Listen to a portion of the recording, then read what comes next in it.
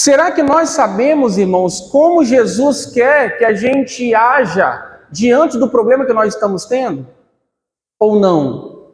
1 Coríntios, capítulo 2, verso 15 e 16. Que diz assim, que quem conheceu a mente do Senhor, né? O homem natural não compreende as coisas de Deus, mas o homem espiritual discerne bem tudo. Ele não pode ser discernido por ninguém, mas ele discerne bem tudo. E fala assim, quem conheceu a mente do Senhor para que eu possa instruir? Nós, todavia, temos o quê? A mente de Cristo. Porque se a Bíblia diz que eu tenho a mente de Cristo, então eu tenho que saber o que Cristo pensa. Que mente é essa? Que eu não sei o que Cristo pensa. Então você não tem mente de Cristo coisa nenhuma, né? Se eu tenho a mente de Cristo, a Bíblia diz que eu tenho, então eu tenho que pensar o que ele pensa. A igreja precisa começar a acreditar nessas coisas. Senão a igreja vai continuar dizendo assim, a minha vontade não é a vontade de Deus, o que eu penso não é o pensamento de Deus, o que eu sinto não é o que Deus sente. Então você não tem mente de Cristo.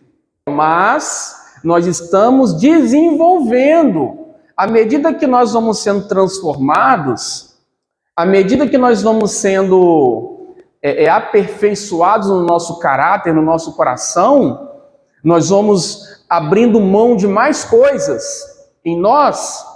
Nós estamos crescendo, irmãos, nós estamos amadurecendo, é ou não é? À medida que a gente vai crescendo e amadurecendo, a nossa mente a cada dia precisa ser mais parecida com a mente dele, vocês estão entendendo? Não significa que hoje eu já sou 100%, penso 100% como Jesus, não.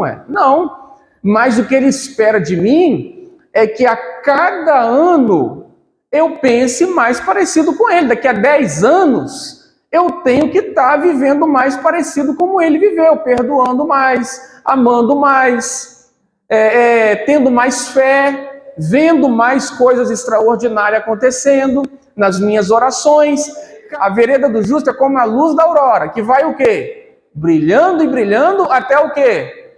Se tornar o quê? Dia perfeito, não é assim que a Bíblia fala? Então nós estamos crescendo. Mas quando Paulo fala que a gente tem a mente de Cristo, significa o quê? Que essa capacidade de pensar como Cristo, ele já te deu.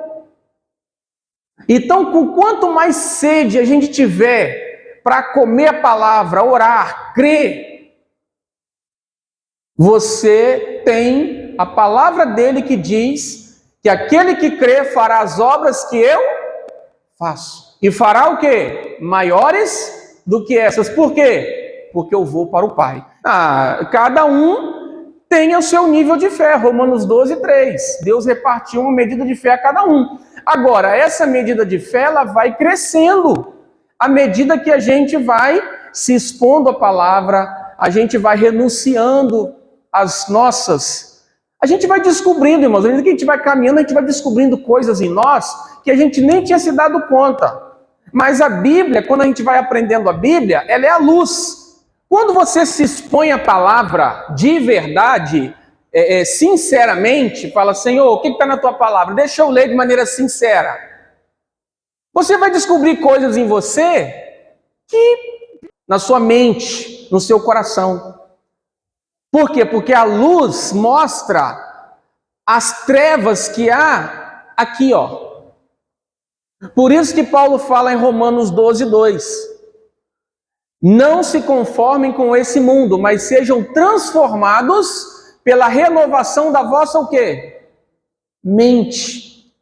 Agora, irmãos, tem que ser honesto com Deus, tem que querer essa transformação. Se não quiser essa transformação, não vai ser transformado.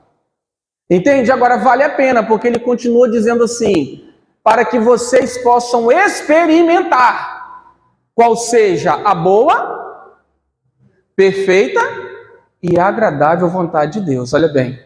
Então eu preciso dessa transformação para que eu possa experimentar a boa, perfeita e agradável vontade de Deus. Vocês estão me entendendo? Eu falei, olha, a mente de Cristo é algo que foi nos dado através da cruz. O seu novo homem agora, você foi criado uma nova criatura. E agora a sua mente precisa ser renovada para que você a cada dia pense mais parecido com Jesus.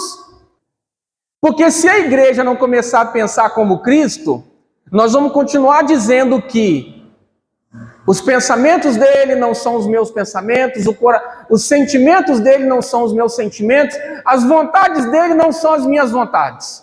Então logo eu não sei de nada. Não sei de nada. Ah, mas tem aquele texto lá na Bíblia que fala assim, que os meus pensamentos são mais altos que os seus. E aí, pastor? Se você pegar esse texto do Velho Testamento com o texto de Coríntios, eles não batem.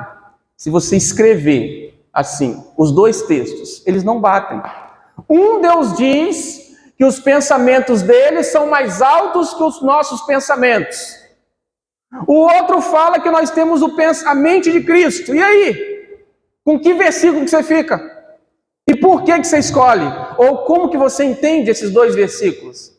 Vocês estão entendendo como que você devemos pensar, sentir, desejar o que Cristo pensa e deseja? E aí eu falei, dos dois versículos. O versículo que diz, os meus pensamentos são mais altos que os vossos pensamentos. A gente tem que entender o contexto ali, irmãos. Aquele contexto, se você ler aquele capítulo, era o tempo da lei. No tempo da lei, aonde que era gravada? Os 10 mandamentos foram gravados aonde, irmãos? No tempo de Moisés? Em pedra. Em pedra. Deus escreveu aonde os mandamentos? Em pedra. E no tempo da graça? Abre a sua Bíblia em Hebreus, vamos ver. Porque esta é a aliança que firmarei com a casa de Israel. Depois daqueles dias, diz o Senhor. Na sua o quê? Mente. Imprimirei o quê? A minha lei, olha bem. Também sobre o seu coração hás o quê? Escreverei. E eu serei o seu Deus, e eles serão o meu povo. Que aliança é essa que ele está falando aqui que faria com o povo de Israel, irmãos?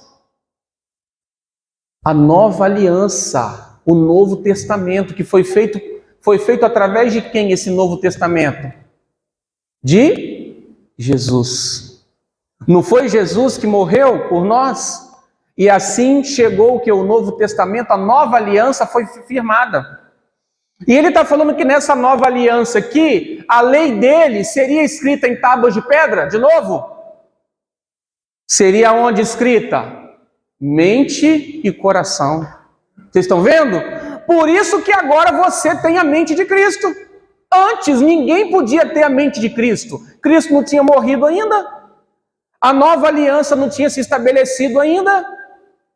Então isso que confunde as pessoas. Eles pegam esse texto lá do Velho Testamento, os meus pensamentos são mais altos que os vossos pensamentos. E aí eles falam, sabe o quê? Não tem como você saber a vontade de Deus, conhecer a vontade de Deus. Por quê? Porque os pensamentos de Deus são mais altos que o nosso.